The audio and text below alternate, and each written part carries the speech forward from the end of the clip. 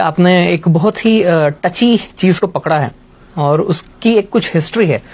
मुझे उम्मीद है कि हमारे बहुत सारे पाकिस्तानी भाई बहन भी इस शो को देख रहे होंगे और उन्हें गुजरात के दंगों को लेकर के हमेशा वन साइडेड कहानी ही सुनाई गई है। तो मैं यहाँ पर कुछ मिथ्स को बर्स्ट करना चाहूंगा। अक्सर ये बताया जाता है, पाकिस्तान के अंदर तो यही खबरें जाती हैं कि मोदी के राज में 2000 मुसलमानों को मार दिए, लेकिन एक्चुअल फिगर 2000 नहीं है। वैसे मुझे शर्म आ रही है ये नंबर्स बोलने में। ये कोई खुशी का मौका नहीं है, ये कोई खुशी की चीज नहीं है कि मैं ये कहूं कि 790 मुसलमान मारे गए थे, 240 हिंदू मारे गए थे। ये ज्वाइंट पार्लियामेंट्री कमेटी की रिपोर्ट थी जो कांग्रेस के राज में बाद में मनमोहन सिंह जी जब प्राइम मिनिस्टर थे तब टेबल हुई थी और उस रिपोर्ट के ये फिगर्स हैं। 790 मुसलमान मरे, 240 हिंदू मरे। ये बहुत बदकिस्मत नंबर है, लेकिन ये फैक्ट्स हैं जो कांग्रेस के राज में आए थे।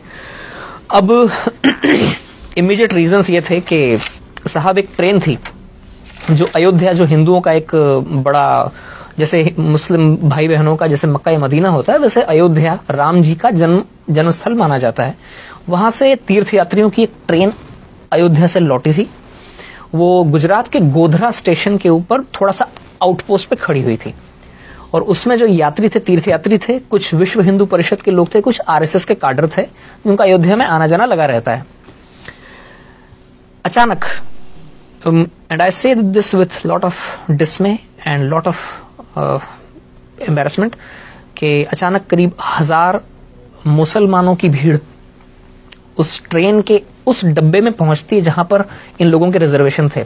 बोगी नंबर S6 और S7 इसे घेरती है। अचानक पथराव शुरू होता है और पेट्रोल में भिगो कर रुई के गद्दों को और तकियों को अंदर फेंका जाता है और आग लगाई जाती है, जिसमें 59 हिंदू जिंदा जलकर मर जाते हैं। 28 फरवरी सन 2002 का दिन था, सुबह 9:30 बजे के आसपास का वक्त था। इसमें 59 जो हिंदू जलकर मरते हैं। जैसे कि आपको जानकारी, इंडिया में जो स्लीपर डब्बे होते हैं उनमें 72 लोगों की सीटें होती हैं, तो 72 में से 59 लोग जलकर मर गए। उनमें 40 औरतें थीं और बच्चे थे। अब इसके बाद में 3 मार्च से बदकिस्मती से इंडिया में दंगों का इतिहास बहुत पुराना है। ये कोई मोदी राज के साथ में चालू नहीं हुआ है। ये मैं कह रहा हूं, मैं कोई मोदी भक्त नहीं हूं, ना मैं कोई बीजेपी का मेंबर हूं, लेकिन ये रियलिटी है कि हिंदुस्तान में हिंदू मुसलमानों का दंगों का इतिहास बहुत पुराना है। बदकिस्मती से दंगे हो जाते हैं 3 मार्च से। जब शुरुआत में इस खबर को थोड़ा दबाया गया, लेकिन जब 59 लोग जिंदा जलकर उन पापड़ जैसे बन गई वो लाशें, और उन लाशों को जब ट्रांसपोर्ट किया गया था तो वो लाशें जहां जहां से गुजरी वहां से ये खबर फैलती चली गई और 3 मार्च से दंगे फसाद चालू हुए, जिनमें बदकिस्मती से जो मैं फिगर्स मैंने आपको बताई उतने लोग मारे गए थे। अलबत्ता दूसरे फैक्ट्स जो हैं उन पर पर्दा डाल दिया जाता है। ऐसा पहली बार हुआ था जब किसी भी राज्य में दंगे शुरू होते ही 48 घंटे के अंदर अंदर वहां के चीफ मिनिस्टर ने आर्मी को आने के लिए ग्रीन सिग्नल दे दिया हो। 5 मार्च का दिन था, आर्मी की टुकड़ियां पहुंच गई थी फ्लैग मार्च करने के लिए।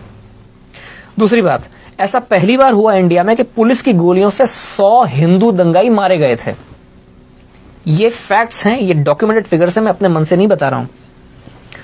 और ऐसा पहली बार हुआ था कि इस तरह से कट्टर, जो मुस्लिम्स के अंदर जो कुछ कट्टर और ऑर्गेनाइजेशंस थे, उन्होंने वहीं के पास में गोधरा में करीब 50 मस्जिदें हैं, 50-60 मस्जिदें, छोटा सा कस्बा है लेकिन 50-60 मस्जिदें हैं। हो सकता है उनमें से कुछ मस्जिदों को सऊदी फंड्स आते हों, जहां पर वो वहाबिज्म की जो एक्सट्रीम हार्डलाइनर आइडियोलॉजी वहां से प्रोपोगेट करते हैं। एक मस्जिद से मोबिलाइज हुई थी वो मॉब जिसने ट्रेन को घेरा था और जिस तरह से जलाया गया, ये भी पहला मौका था इंडिया के अंदर। ये उसका इमीडिएट रीजंस थे। इसके पीछे हिस्ट्री का थोड़ा सा और पीछे आप जाएंगे तो गुजरात की पॉलिटिकल अनसर्टेनिटी भी बहुत ज्यादा थी उस वक्त। ये मार्च 2002 की बात है। उससे 2.5 महीना पहले जब दिवाली के आसपास का वक्त था, तब ही मोदी जी को पैराड्रॉप किया गया था। अटल जी और आडवाणी जी के कहने पर उनको सीधे उठाकर चीफ मिनिस्टर बनाया गया था। वे गुजरात में उसके पहले कभी असेंबली के मेंबर तो क्या, चुनाव लड़ना तो क्या, वे कभी किसी म्यूनिसिपल कॉर्पोरेशन का भी चुनाव नहीं लड़े थे। वे कोई इलेक्टेड फिगर नहीं थे और उस वक्त गुजरात में कई बरसों से पॉलिटिकल अनसर्टेनिटी चली आई थी। हर 6-8वें महीने में चीफ मिनिस्टर बदलते थे और जो वहां की जो लोकल बीजेपी, स्टेट बीजेपी थी, उसके अंदर बहुत सारे गुट बने हुए थे और गुट आपस में ही लड़ते रहते थे। वो हालांकि बीजेपी मेजोरिटी में थी, लेकिन फिर भी कोई एक तगड़ा लीडर नहीं था। कांग्रेस बहुत होपलेस कंडीशन में थी, लेकिन फिर भी वो इस इनफाइटिंग को थोड़ा बढ़ाने की कोशिश करती थी। कई सालों से ही चल रहा था, तो आप ये समझ सकते हैं कि पॉलिटिकल अनसर्टेनिटी थी। जब किसी भी जगह पर पॉलिटिकल अनसर्टेनिटी होती है तो वहां के एडमिनिस्ट्रेशन के ऊपर उसकी मार पड़ती है। एडमिनिस्ट्रेशन ढीला हो जाता है, पुलिस ढीली हो जाती है और पूरी सोसाइटी में भी एक एजिटेशन हो जाता है, गड़बड़ हो जाती है। तो इन सब चीजों की रोशनी में एक नए आदमी को आप उठाकर चीफ मिनिस्टर बनाते हैं, जिसके ज्यादा सपोर्टर्स भी नहीं थे। और इंडिया में ऐसा होता है कि काफी चीजें इंटरपर्सनल तरीके से होती हैं। चीफ मिनिस्टर की उस वक्त हो सकता है वहां के पुलिस वालों से भी ज्यादा जान पहचान ना हो, पुलिस वाले सुनते ना हो, इवन खुद अपनी ही पार्टी के लोग ऐसे मौके पर नए मुर्गे की टांग खींचने की कोशिश करते हैं कि मैं आपको यहाँ पे इसलिए टोक रहा हूँ, आपकी पूरी कहानी हम तक पहुंची और बड़ी इंपॉर्टेंट है। आपने फैक्ट्स के साथ बात की, ये वो फैक्ट्स है जो हमारे दर्शकों को जानने की जरूरत है। आपने एग्जैक्ट नंबर बताए कि हुआ क्या, इंसिडेंट क्या हुआ, क्या कुछ हुआ, और अनफॉर्चुनेटली ऐसा हुआ। मगर उसके बाद हम देखते हैं कि वो ना तो मोदी साहब ने किया था, मोदी साहब ने कंट्रोल किए, और उसी स्टेट में जहां ये इंसिडेंट पहले हुआ करते थे, फिर हमें आगे ये पता चलता है कि उन्होंने मैक्सिमम उसको कंट्रोल किया। मैं कनाडा में गवा हूं, जब मोदी साहब हार्पर गवर्नमेंट के जमाने में यहां पर आए थे तो सबसे बड़ा डेलीगेशन गुजराती मुसलमानों का उनके साथ मिला था, और कितने प्यार से वो मिले थे। मैं इस वक्त काश में रेडी होता तो मेरे पास वो वीडियो में दिखाता अपने दर्शकों को।